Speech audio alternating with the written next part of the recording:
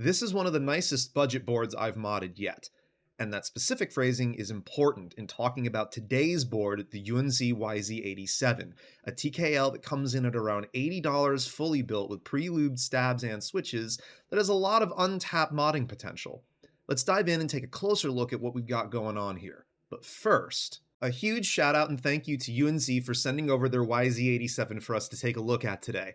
No money changed hands, all opinions remain my own, and no one has been privy to this content prior to its upload. Be sure to check out the links in the description for everything seen in today's video, as well as links to our socials, the Discord, and Twitch. Before we get into the board itself, I just want to thank Yunzii for including localized quick start instructions for this market. The YZ87 is one of the most visually appealing budget boards I've seen in a long time, even if there are other boards that share similar external design cues I may not be aware of. This ABS case design is doing things that are quite different from the typical box-on-wedge and straight-up wedge shapes in this end of the pricing spectrum. It's muscular, it's dynamic, and it lends the board a comfortably shallow front height and typing angle that would lend itself really well to nearly any keycap profile. Even the little bit of aluminum accenting on the back where the mode switch and USB-C ports are located is surprisingly classy for a board of this price, though I do confess to wishing the legends were a bit cleaner here. Otherwise, it's a fairly standard ANSI TKL layout with a 6.25U spacebar and corresponding bottom row, though we do also get this really tastefully done strip of RGB lighting accent between the nav and arrow clusters, which fills in the space nicely. If there's any complaints about the case, they're minimal, largely limited to the mold marks at the corners of the case that are maybe a bit more visible than I'd have preferred. If they can clean that up, this would hands down be the most handsome budget keyboard on the market, IMHO. The board does, of course, also have per key RGB lighting, as well as a special diffuser layer and some badges to block off the top right corner of the board for some added flair.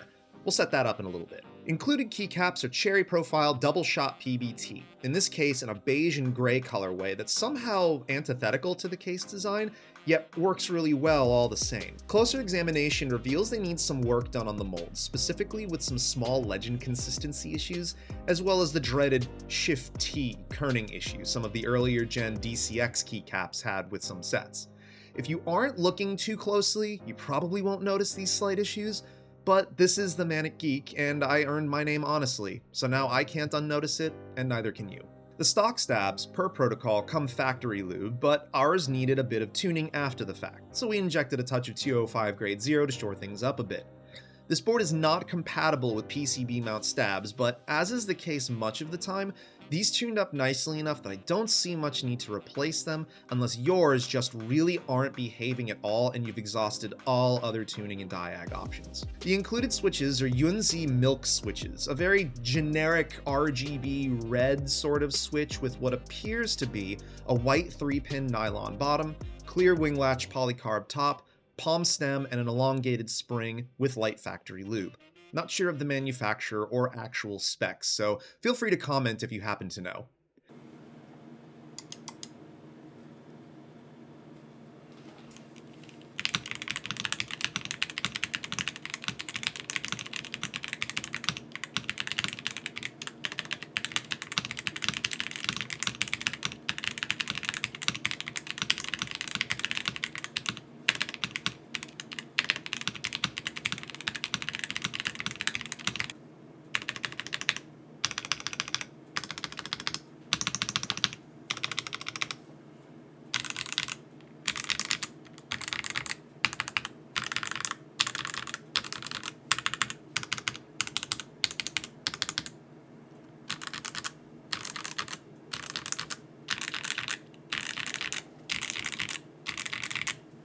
Now let's see what's going on inside. First, this case is an actually screwless design, snapping together around the perimeter and therefore requiring a shim or other similarly soft wedge tool to carefully separate the two case halves. Be careful when removing the plate and the PCB assembly from the case, as the two COM JSTs aren't quite long enough for comfortable maneuvering. I think I'd like to see these be about 3 to 4 millimeters longer each, though the 5000 mAh battery connector is reasonably long. We have your now typical plate gasket mount with leaf-style legs to mount the gaskets to and provide max bounce for the assembly and its polycarb plate. Thing is, once you break down the plate and PCB assembly by removing the plate standoffs and pulling the plate foam, and PE foam, You can see the plate and PCB cutouts don't match up, so really you're limited to the amount of flex and bounce the plate itself provides, leaving you then with an assembly that requires all the foam so it doesn't feel or sound like such a memed type-on. Since the flex cuts aren't doing anything here, this should probably have just been a standard PCB. Inside the case is pretty typical fare at this point, with a silicone insert to provide some weight and density, and a rather thin, porous piece of case foam that's realistically more just controlling assembly bounce than the sound of the board. We left all of this in place for the rebuild, though it's nice to see you can access and remove all of it without needing to pull the daughter board. So what did we use to rebuild? Boards with PCBs and building requirements like this tend to need a long pole switch, so we transitioned to our holy trash pandas. They represent the sort of long pole tactile switch I feel you should look for to upgrade this board. HMX linears would also probably go really hard here, but I lack a set of them large enough to test with at this time. We also mounted KOL The Wandering Earth 2, sent over by the folks at Keytalk.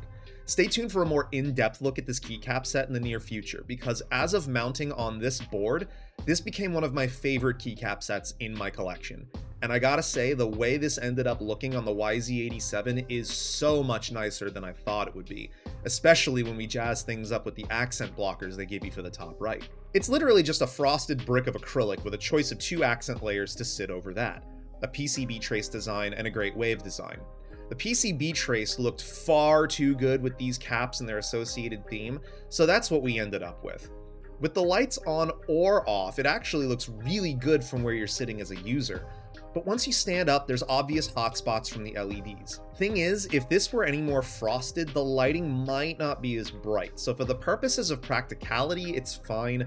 Just don't travel with the board in this config, as these accent pieces aren't actually held by anything. So, how does the modded board sound now that it's got new switches and keycaps on it?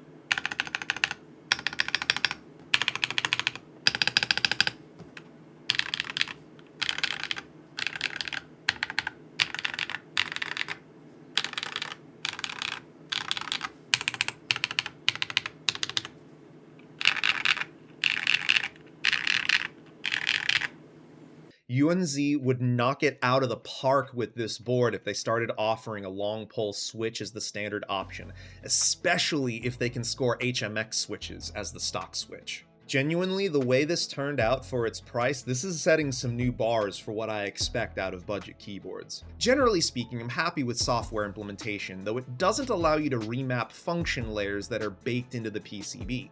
I'd love to see an update here that allows us to do that, even if it means a firmware update for the PCB to make it happen.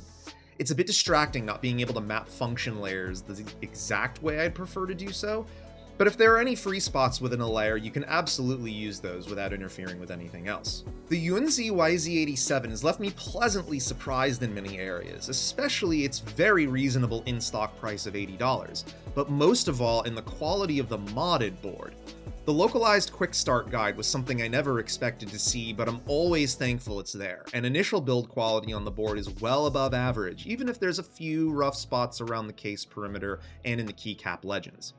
Stock, the board ended up being a bit more lifeless than we preferred due to the stock switch and keycap combo, but in modding this, we discovered a config that has infused it with so much riz it's not even remotely funny, overcoming the shortcomings of a board design that requires foams due to the massively flex-cut PCB, and providing us with an extremely nice board thanks to the use of a long pole switch and different keycaps. The addition of the optional corner badge accent is also a nice touch that just needs a bit more refinement to make it feel a bit more premium and intentional. As stock boards go, it's not bad at all if what you want is a more subdued acoustic profile with a soft typing experience. But as a modded board, this just became one of my favorite budget boards of 2024 so far. It's not perfect by any stretch, but it's got the right balance of features, build quality, and potential to make this an appealing option worth considering for a budget-sensitive setup upgrade that'll just get better as and when you can afford to mod it. Thanks for watching. Be sure to give us a like on the way out and get subscribed to catch more content. Also, be sure to check out our links in the description for everything seen in today's video, as well as links to our socials, Twitch, and the Discord. And if you're still looking for some more keyboard content, maybe consider some of the videos on the screen now. Take care of yourselves and one another, and as always, we'll see you in the next video.